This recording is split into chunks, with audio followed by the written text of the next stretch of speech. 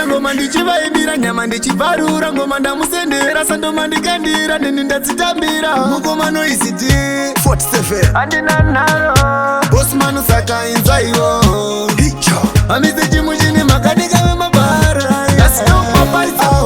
Pasta isutinotende utsahoi Breja manyama pia vanolaika ngoma itai ahoi Nasitopapa idzahoi Pasta isutinotende utsahoi Toda vane body rebenzi vanonda mabebi itai ahoi.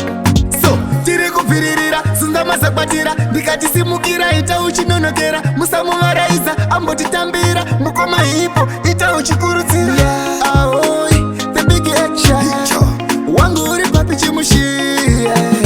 pinda kuri nyowani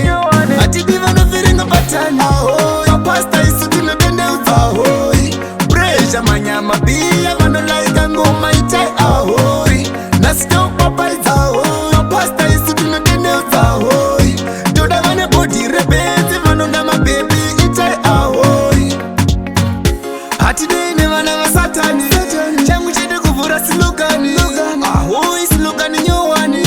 iye musaita mafoni ahoi ngazvisare pano ahoi tisaita maguva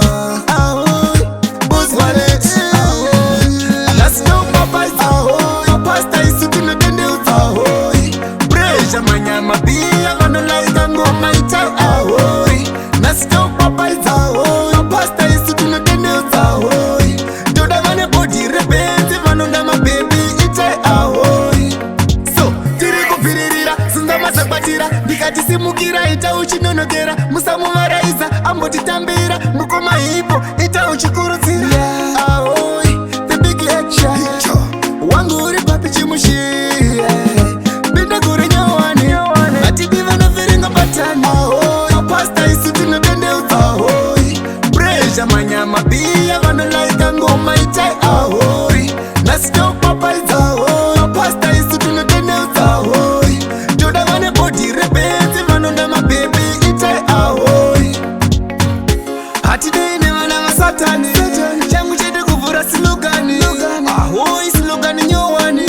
iye musaita mafoni ahoi ngazvisare pano ahoi tisaita maguva ahoi boswalet ahoi nasitopapaisa mapasta isu tinotendeutsa ahoi Breja manyama pia vanolaika ngoma itai ahoi